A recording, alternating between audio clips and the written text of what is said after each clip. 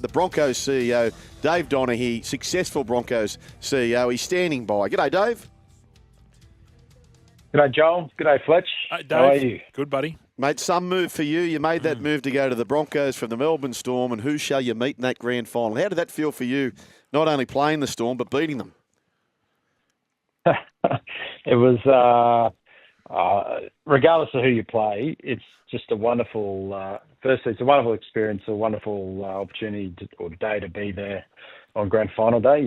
17 teams are trying to get there. So there's only 2 left. And then, anytime you win, again, regardless of who you play, it's just such an amazing achievement. And, for us at the Broncos, to have, it was 19 years between drinks. That's a long drought, boys, as you both know. So, it's wonderful to be able to break that, and just such a thrill to see just the sheer joy, and enjoyment from the players and our fans alike. So it was just such a thrill for me to be able to see that on their faces. Dave, how did this all unfold? You leaving the Melbourne Storm, were you headhunted or did you have to apply? What was the machinations, as we like to say, behind you being the CEO of the Bronx? Geez, that's a long time now, Fletch. Yes. I'm trying to actually cast my memory back to that. Well, I think the whole it was a really unique situation through COVID. I had an amazing time at Melbourne. I had 7 years at the Storm, and they're a wonderful club. They've got some great people there, some amazing people there, and whether it's Craig and Frank in the football program, and Matty Tripp, Bart Campbell, Jerry Ryan, those guys on the board, and they've built a real strong club in the heart of the AFL, and I just don't think people in rugby league appreciate how difficult that is and how hard that is, and to be able to carve out a real presence there is a real testament to them as an organisation. So, but things change and things move, and through COVID, I'm a Queenslander. My wife is from northern New South Wales, and circumstances unfolded. There was a chance to actually stay up in Queensland, and we looked at it as a family first and foremost, and that was the first box ticked. And I think from the Broncos' perspective, there's a real challenge there. The Broncos in 2020, it was a really difficult year for them. They had their first wooden spoon, and I thought it was a great challenge, and we're fortunate to have go on a bit of a ride the last sort of 4 or 5 years, and ultimately ended up with a premiership this year. So it's something that's been a lot of fun, but it's been a lot of people that have contributed and worked really hard for that. Now, Dave, being the boss, being the CEO, you've got to make some hard decisions. It is. I don't envy your job. Probably the biggest one you had to do was you had to make a call on Kevvie Walters, being a club legend. As we know, he's such a popular sort of guy, for bringing in Michael Maguire. Now, some of the old boys, I'm thinking of Shane Webke, who at the time was, and Gordon, obviously, Gordon Tallis, they were quite critical. How did all that play out? Like, what happens there? Does the club... does the board of directors come to you, or is it you that makes the decision? How does that all happen? I won't go too much into the internal machinations, I suppose, of the Broncos, Fletch, but it's there was a point in time last year where it was a really, really difficult call and difficult thing to go through as an organisation, but ultimately it was.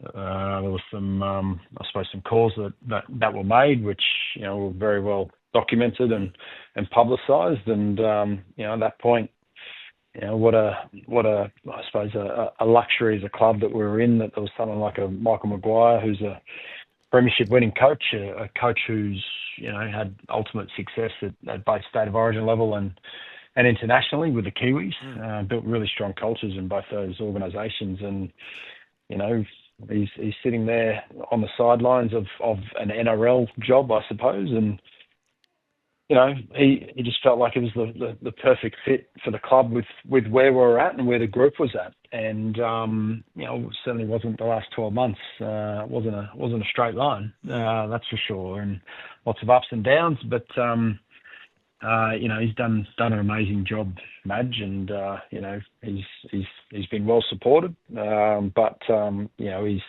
He's one of the hardest working guys I've met. One of the most driven people I've been able to work with, and I don't think anyone can deny he's done a great job at our football club and for our football club, and it's I think ultimately the results are a real testament to the work that the group put in, particularly through the pre-season. Yeah. Again, it was well documented, but when the whips are cracking and backs against the wall at the back end of the second half, this group had plenty in them to want to go and get the job done, and we're just fortunate they were able to do so. If Madge wasn't available, was there going to be a change?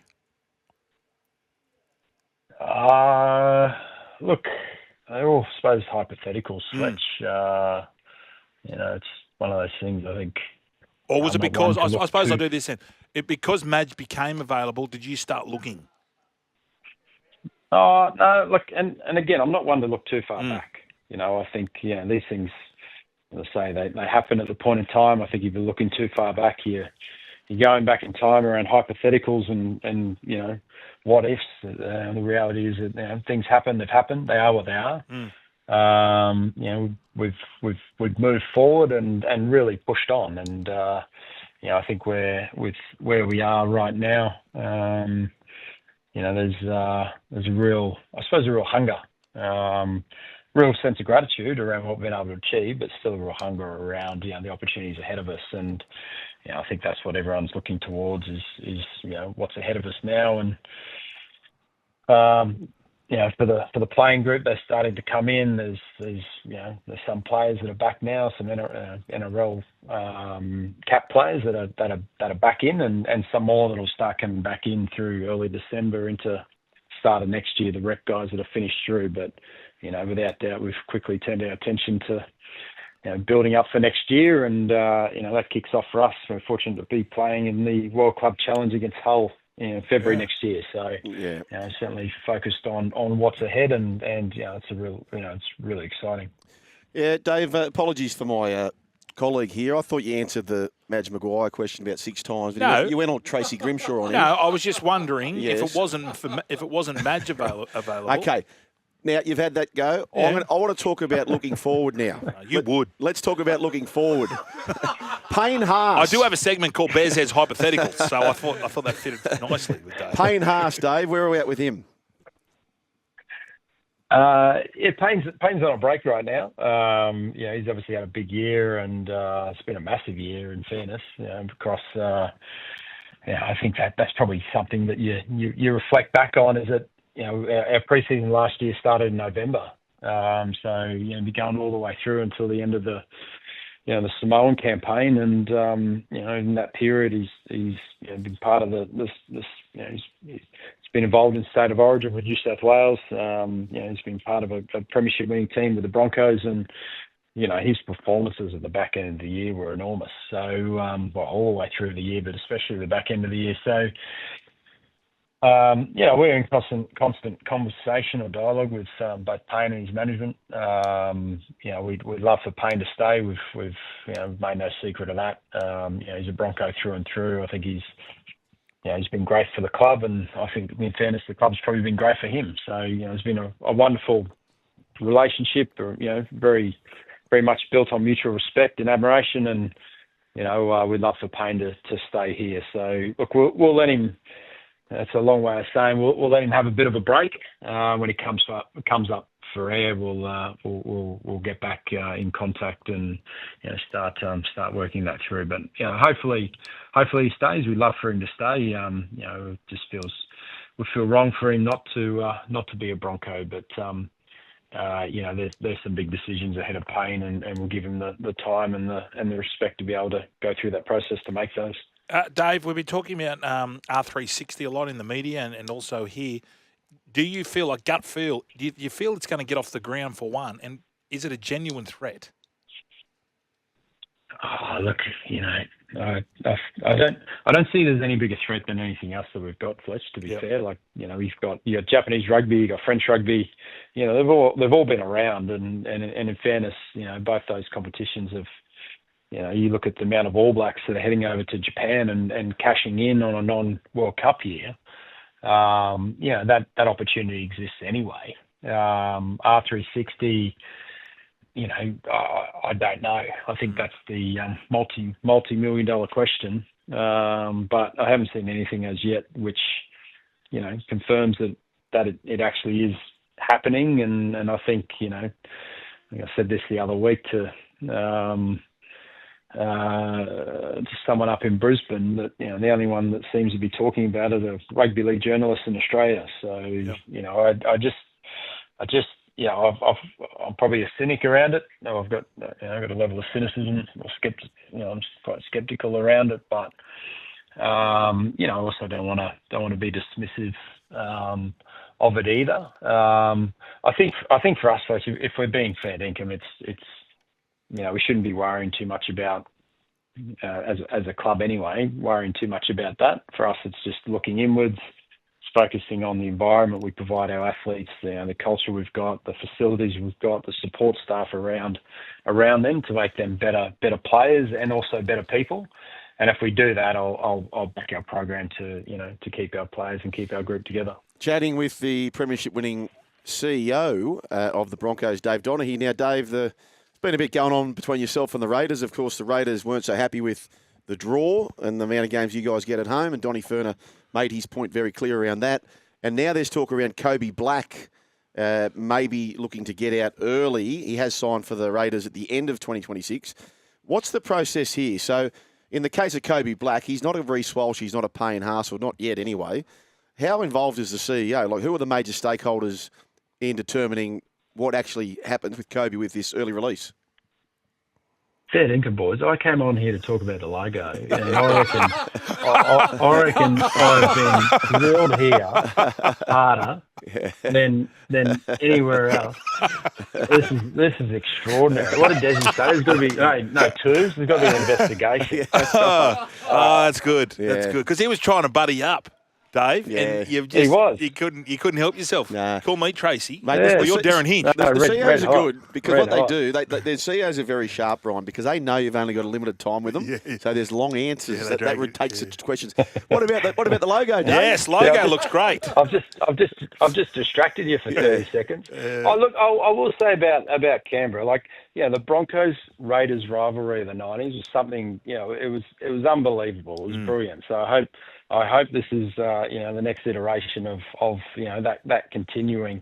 I understood Don's point. Like, everyone wants to come to Brisbane. There's more people moving to Brisbane than anywhere else in the country right now. It's the hottest place in Australia. So, I understand his disappointment with not being part of Magic Round, but I think the whole thing about Broncos playing 14 games in Brisbane was there's teams in Sydney that play 17 teams in Sydney. So I didn't really think that was much of a debate or an argument. It just is what it is. We don't dictate the draw. The NRL determine that, and I think the draw's landed in a really good spot for next year. So we're really happy with it. Hey. Look, Coby's a really good young fella, and he's got a bright future ahead of him wherever he is. And we've got a launch of our away jersey, which we've called the Cyril Connell. It's in recognition of Cyril Connell, and the guy that fills that role up here now is Simon Scanlon. He does a great job in that space. So he'll keep working around that, and Coby's contracted till the end of 2026 until that changes. Hey, Dave, I heard you got a new logo for 2026. We have seen the logo. So a couple of things. I'm interested to know it's big, like you can see Brisbane there, but there's no sort of Bronco written under it. Was that designed and designed specifically for that, or did the mob you hired forget to put it on? No. Well, there's a few parts to it, Fletch. It's the Bronco itself is still a Bronco. Yep.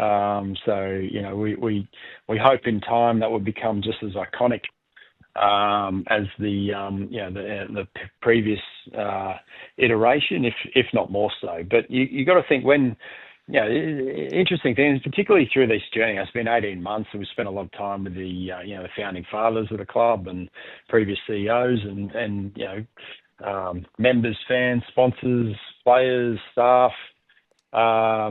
The previous logo was designed and developed before the iPhone.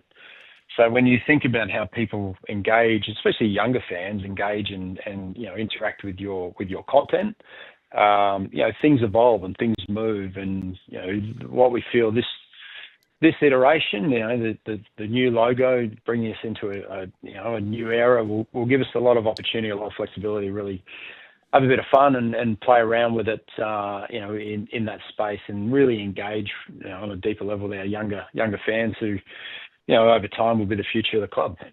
Brisbane itself, the city's on fire, and I know you guys in Sydney, it's a beautiful city, Sydney. So I mean no disrespect, but Brisbane's on a real run, real tear, and over the next decade, you got the Olympics coming up. And as I said before, there's more people moving here than anywhere else in Australia.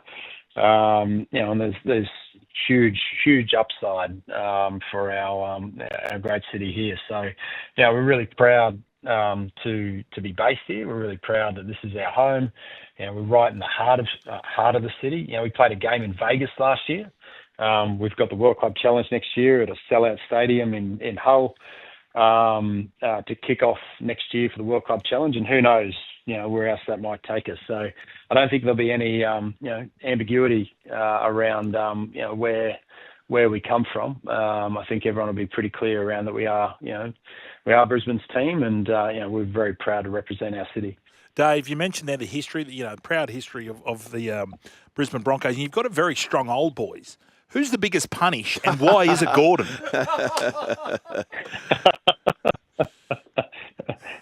Can I take the fifth? Hey, you mentioned the run that the city of Brisbane's on, and of course that includes the NRLW side. You got the double there, and it also includes the Lions. How close are you guys to the Lions?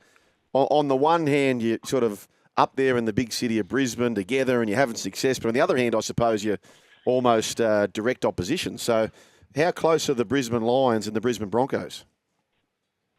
Yeah, they're a little way out of town now. They're based out in Springfield, which is closer towards Ipswich than it is Brisbane, or much closer towards Ipswich than Brisbane. But they're a good crew out there. Sammy Graham, the new CEO, I've known him for a long time.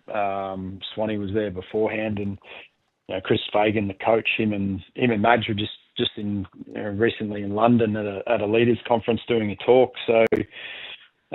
We've got a little bit of cross collaboration, I suppose, particularly in that kick catch space. Yep. The guys often will come in and do some specialist type coaching, and then our guys will go out and do some specialist type, defensive work. Our women's programs will often have a cross code training session, and. That builds competitiveness. We all know athletes are incredibly competitive, and you want to build that environment where they are able to really, I suppose, express themselves and challenge themselves. And certainly when you bring in other athletes from other codes, it's a great way to do that. So, look, we've got a lot of admiration for what the Lions have been able to do. They've back-to-back premiers in their code, and I think it'd be remiss of us not to try and learn a few things about how they've gone about doing that. We've got huge respect for them. And we've got huge respect for you, Dave Donaghy, spending 20 minutes to come onto our program and talk about the logo. That is awesome. 20 minutes. Did we talk about the logo? Yes, we did. It's a beautiful logo. It's a beautiful logo. I love it. Good on you, Dave. And once again, congratulations to you and the greater team there taking out the premiership for both the women and the men's in 2025. Good on you, Dave Donaghy. Thanks, boys. Merry Christmas. Yep. You too, mate. You're still here? We'll see more on the Joel and Fletch socials and catch us live on SEN Radio. Because if you don't, you're an A grade. But if you do, you're the absolute Mickey.